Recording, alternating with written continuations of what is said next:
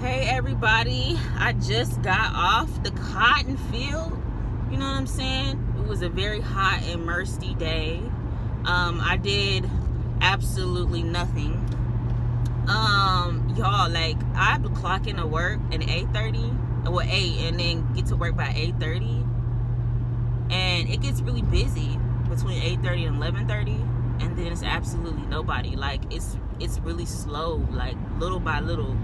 Like I said, I'm doing the Pfizer, so we're like taking in 12-year-olds to 15-year-olds now, but like I barely seen a few kids today, like barely, right? And so the most I do on a day-to-day basis is count the bricks on the wall. Today I watched lint roll, a ball of lint roll on the ground from the air blowing. I promise you, I just watched that ball roll and roll and roll.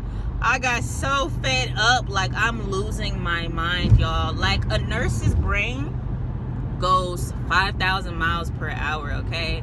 Because usually when you're on the floor, you have so much shit to do. Like, you have so much to do, you know? But now that I'm doing these vaccines, in particular this site, like in Oakland, it was good. Like I said, we always stay busy. We was listening to our music. I was watching movies. I was catching up on the news, Twitter, you name it. And I still got my work done with 6,000 patients a day, you know? But here, we'll be lucky if we even get 1,000. And like I said, they don't let us do nothing. Like, all I ask for is, let me read a book.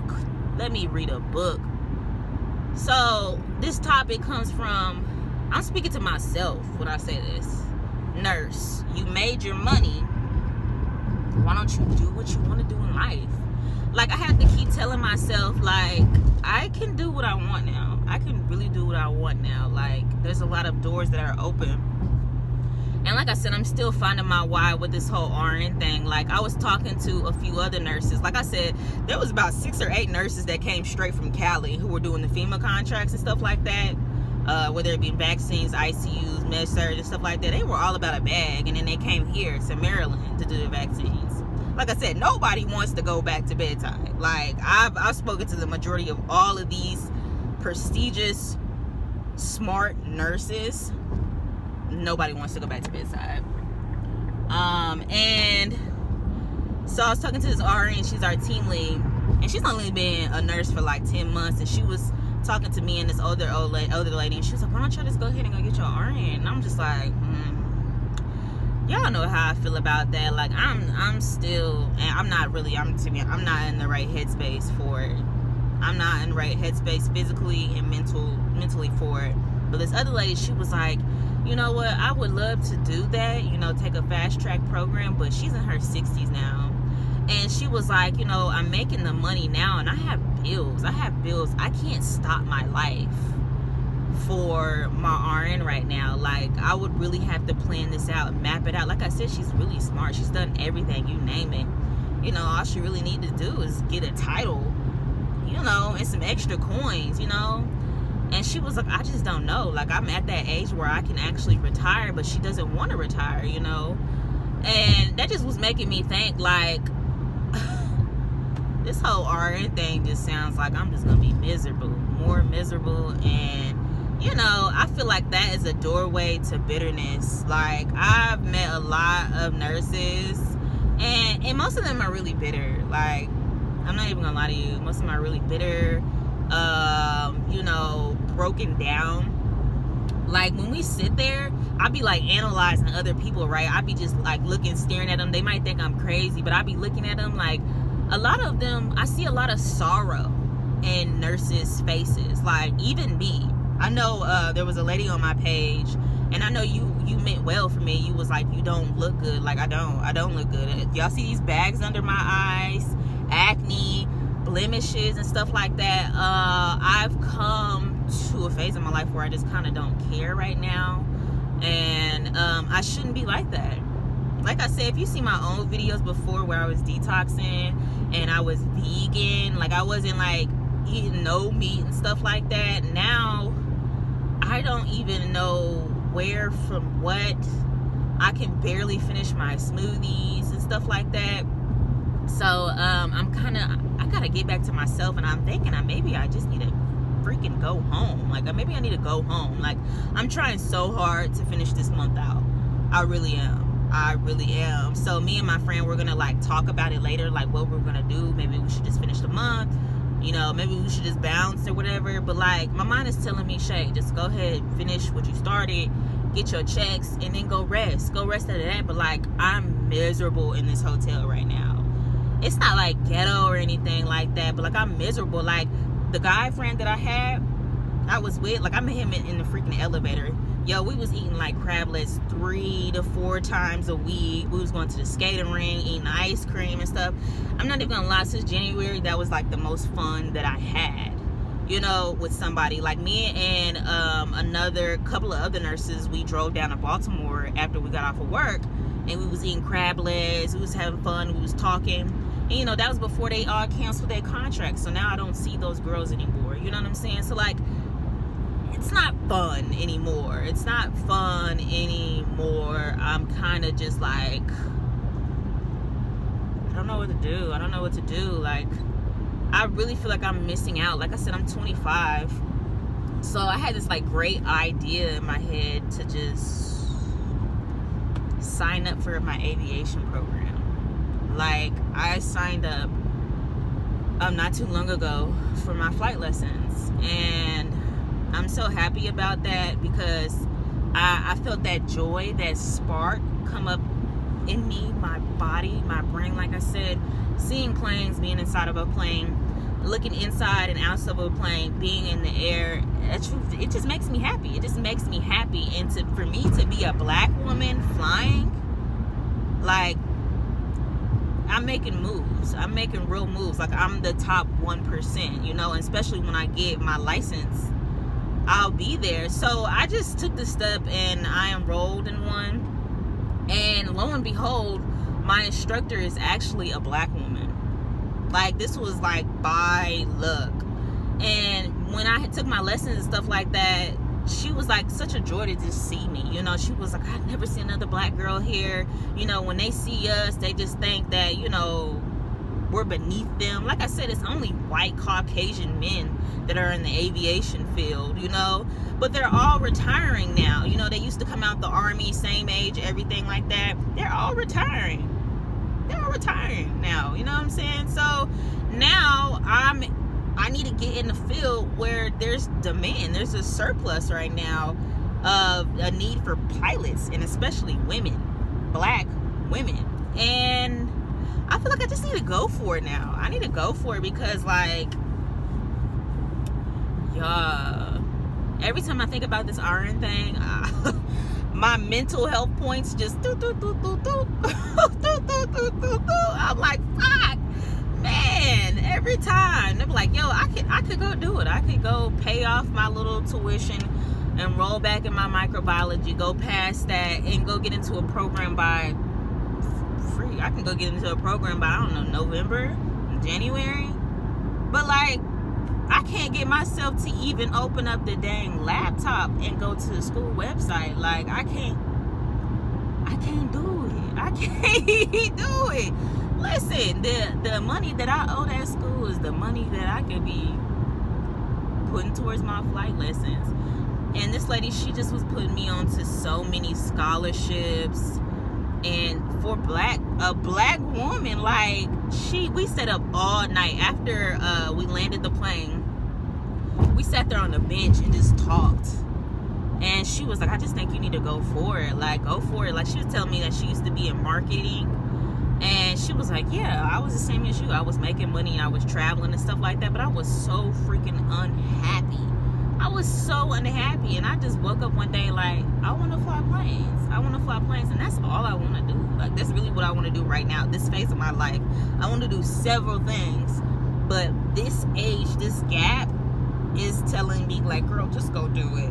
Go do it. Like, it's there. You made the money and stuff like that. And I'm going to continue to make money with my nursing license. But why is this man riding my ass? Like, oh my God, move, go the other way. I just feel like I need to just go forward with this. Like, I feel like every time I talk about this RN thing with other girls and we have conversations about it, like I said, all LPNs and RNs, when we have a deep conversation about this and they tell me their experience, it just sounds like misery. It doesn't sound exciting to me at all. It sounds like another mental breakdown, me crying in the bathroom. Doesn't sound like fun whatsoever. It just sounds like the Marines or something, maybe a trial or an error that I need to go through, and I need to get beat up a little bit just to go make a couple of extra bucks. Yeah, not feeling it, man. So, like I said, I stayed up all night talking to this lady, and she was like, you know, it's expensive, but I am willing to work out with you. You know, what we can do. She was like, if you stay here in Maryland for a little bit, I want to at least train you to get you to your first solo. And I have to go get a medical certificate. So I have to definitely get back in shape. I know you guys don't know that much about aviation, but I have to basically go see a doctor. And I have to pass some shit, okay? I gotta pass a series of things. Just make sure my heart is okay. Lungs, all of that type of stuff. Like, to be in the air that way, they need to make sure that your health is intact, and I can honestly say my health is not intact. I know it. So I gotta get back to what I was a couple of years ago, you know what I'm saying? Working out, detoxing. Like I said, before my dad died, when I was home for those first couple of days, I was actually juice fasting.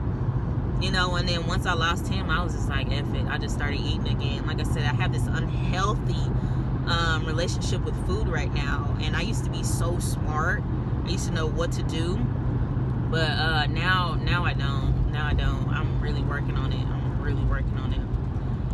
So yeah, I was just coming back just to like tell y'all what's going on. Like, you know, I'm taking lessons right now. Like, I'm in an academy. I plan to go to ground school, and I'm also thinking about if everything pulls through for me and I get my PPL at the end of the year like I plan to, I might just move to Florida, y'all, like, and go to an academy, like an actual academy, go to school every single day and get my commercial pilot license. Like, that's like probably my next phase in life. Like, the weather is good all year round. I don't have to worry about rain, sleet, and snow and not be able to get all my hours.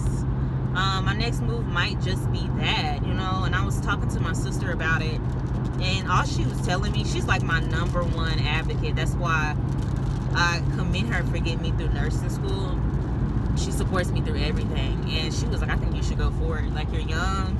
She was like, I'm so proud of you, what you're doing now, but like, you're just unhappy. Like, I could just see it in your eyes, and I just hate to see my sister cry and stuff like that. Like, I be just boo-hoo-hoo, crying to my sister. Like, me and my sister, every time that we was about to quit a job or something, we call each other to confirm, is this the right way?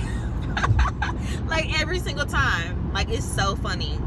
You know how they say with the millennials that they don't, or the Gen X, they don't like working or anything like that. Some dude was like on Twitter, he was like, you can give a millennial a job just sleeping, and they'll wake up one day and be like, I'm about to quit. That's me. That's me. Like, I gotta choose happiness, and I think y'all should too. Like, my friend said she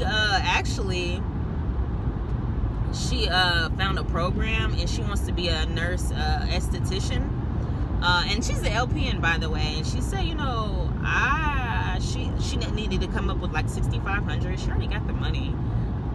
And she was like, you know, Shay, I found a program, you know, and the program starts on like June 10th. And I was like, man, you should do it. Like, we was talking about this whole RN thing, and she made the same face I did. She said, I'm too old for this shit. That's all she said. She said, I'm too old for this. She was like, I want to do lashes. She said, I want to do lip fillers, Botox, all of that type of stuff. And I said, girl, go do that. Go do that, because I'm going to go get my stuff done. I need my face done, okay?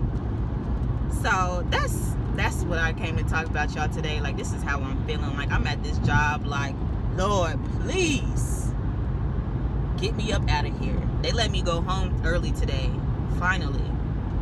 But I don't know how long I'm gonna make it. I really don't. Like, I don't know how long I'm gonna make it. But, you know, the money's decent.